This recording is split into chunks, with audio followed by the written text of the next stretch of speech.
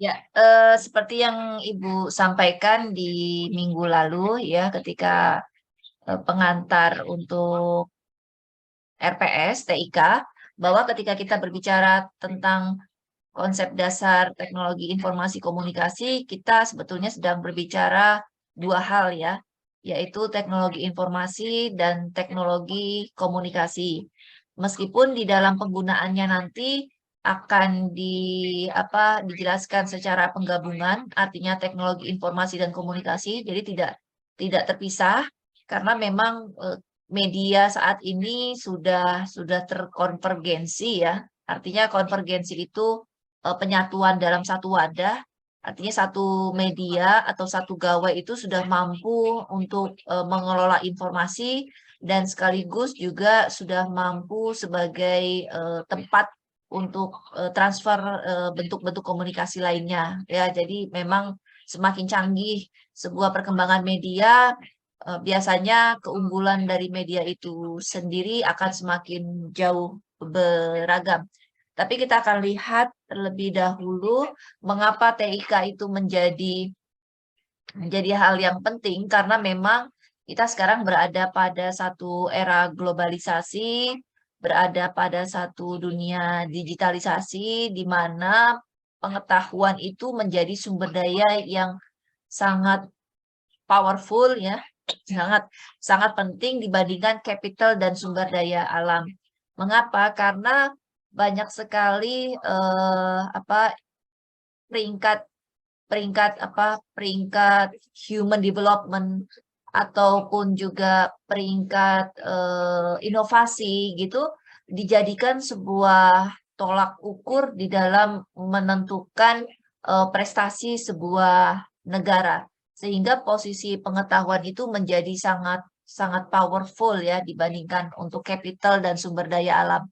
Artinya bahwa ketika sebuah negara itu memiliki sumber daya manusia yang mumpuni dan banyak sharing pengetahuan yang dimiliki oleh negara tersebut, ya negara tersebut bisa diposisikan sebagai negara yang maju, negara yang berkualitas baik gitu dan peringkat di beberapa sektor tentunya akan menjadi sangat baik ya.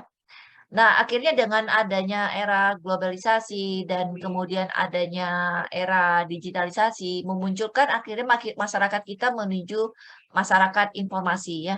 Yang tadinya, ya silakan Rizna, yang tadinya barangkali masyarakat kita itu bukanlah masyarakat informasi ya, tapi kemudian karena kita diterpa atau dikelilingi oleh banyaknya informasi yang ada di lingkungan. Akhirnya kita semua syarat dan haus akan informasi pengetahuan.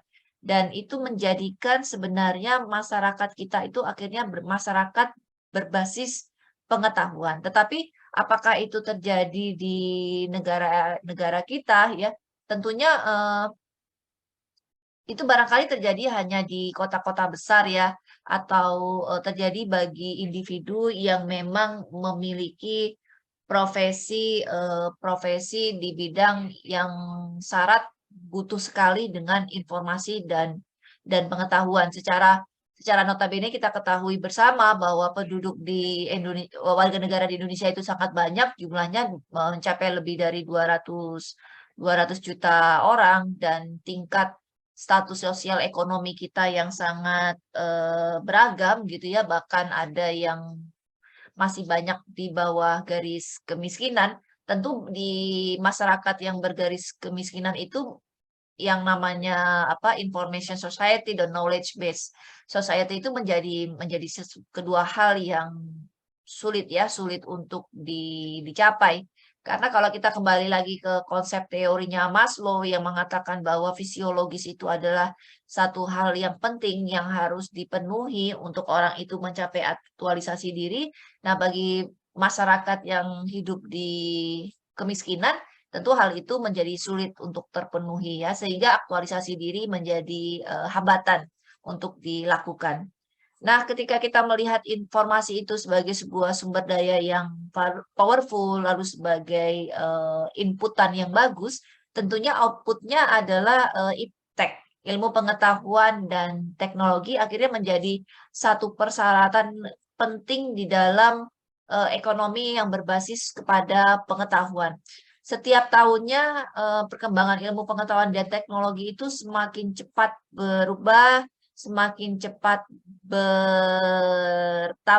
Kita sebagai seorang pendidik, sebagai seorang guru tidak boleh membatasi diri, tidak boleh mengalienasi diri dan tidak diperkenankan untuk menganggap bahwa sudahlah kita berada di zona nyaman saja ya, tidak perlu lagi untuk berpengetahuan ya. Toh anak didik kita itu adalah siswa sekolah dasar yang barangkali pengetahuannya masih terbatas dan itu menjadi sebuah faktor bagi kita untuk tidak mengupdate diri, tidak mengupgrade diri ya. Jadi jangan seperti itu. Jadi seperti yang kemarin di kelas yang hari Selasa ada pertanyaan cukup bagus ya dari mahasiswa, ada yang memberikan komentar bahwa kenapa sih harus capek-capek untuk mengikuti teknologi, itu capek sudah batasi diri kita saja terhadap teknologi-teknologi yang ada. Barangkali bukan membatasi diri ya lebih tepatnya kalau kita terhadap teknologi informasi itu, tetapi kita mampu memilah dan memilih kira-kira teknologi manakah yang mungkin bisa menunjang profesi Anda sebagai seorang guru dan mampu menunjang Anda di dalam membelajarkan siswa, nah itu bisa digunakan. Tetapi ketika teknologi atau informasi yang ada itu tidak berkaitan dengan profesi Anda sebagai pendidik, ya tidak perlu juga dipelajari ya. Cukup tahu saja tetapi tidak perlu mendalami seperti saat ini yang Ibu sampaikan di minggu lalu bahwa sekarang Ibu juga sudah mulai tidak terlalu mengikuti perkembangan teknologi ketika teknologinya itu untuk keperluan media sosial misalkan ya. Menurut Ibu sudah cukup media seperti YouTube atau kalau kita mau hiburan itu malah Ibu justru sekarang membaca di Quora ya. Jadi ada beberapa pertanyaan-pertanyaan begitu dan Ibu sering baca di Quora itu karena paling tidak jadi tahu lah dari YouTube dan Quora saja selama ini Ibu sudah tahu mengenai perkembangan apa yang berita-berita apa yang terjadi, informasi up to date apa saja yang terjadi tanpa harus menonton televisi dan lainnya. Sehingga kita bisa menyimpulkan bahwa keberadaan teknologi informasi ini menjadi sebuah pilar utama di dalam membangun peradaban manusia. Peradaban manusia yang dia pintar berteknologi dan dia adalah yang banyak dikelilingi oleh sumber pengetahuan referensi tertentu yang mudah sekali dilihat di dalam internet ya. Sebetulnya apa sih bahasa dari teknologi itu? Teknologi itu bukanlah produk saja ya, tetapi itu adalah proses.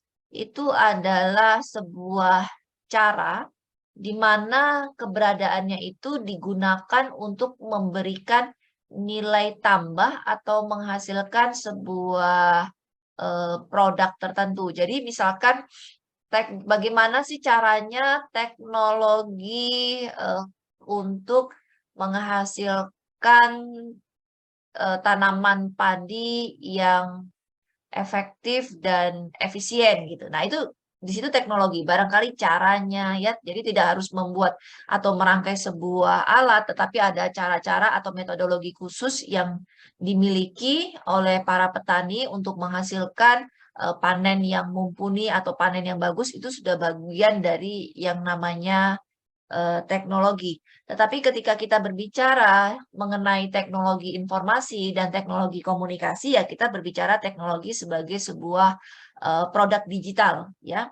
Nah, pengertian teknologi informasi itu adalah serangkaian tahapan penanganan informasi di mana melalui teknologi informasi ini individu dapat mengelola informasi, lalu kemudian dapat mentransmisikan informasi, dapat menerima informasi secara selektif, dapat menyimpan dan menelusuri informasi sampai pada penggunaan informasi. Nah, kira-kira kalau berdasarkan definisi ini, kita bisa melihat contoh dari teknologi informasi itu seperti apa. Misalkan media massa ya, surat kabar online, lalu kemudian email, atau kemudian faksimile, lalu kemudian mailing list, itu adalah contoh-contoh dari keberadaan teknologi informasi.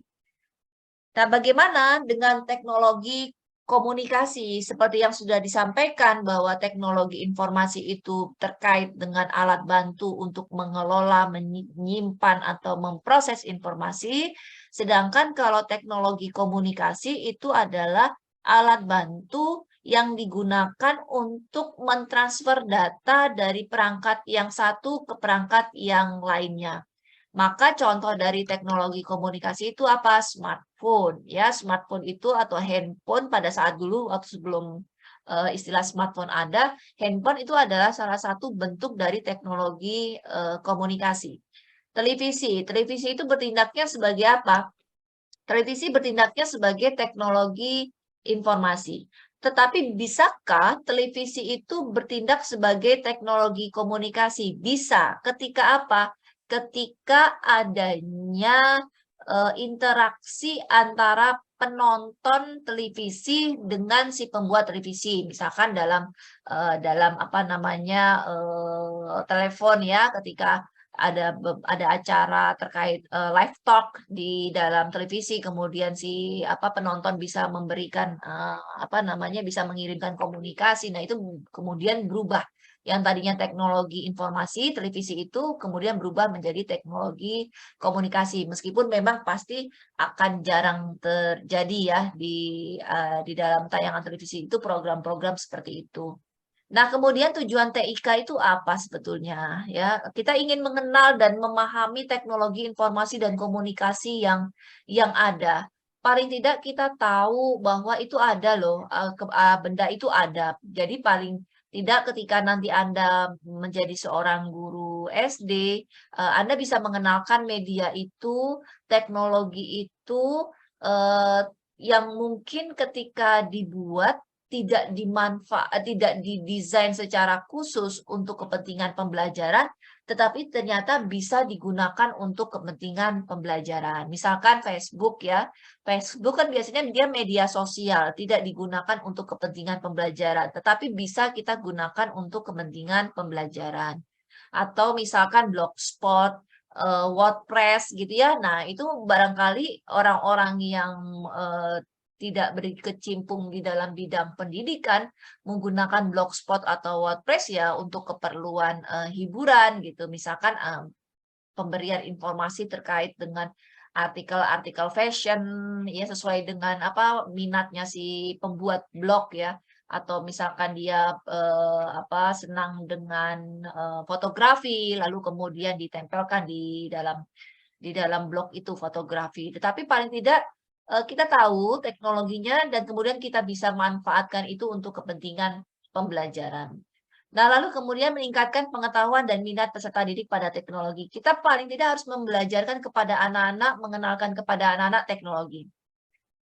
Meskipun mereka masih di jenjang sekolah dasar ya, malah justru karena di sekolah dasar itulah akhirnya memiliki kesempatan yang sangat bagus supaya mereka mengenal teknologi yang ada. Jangan sampai mereka mengenal media sosial yang ada itu dari lingkungannya.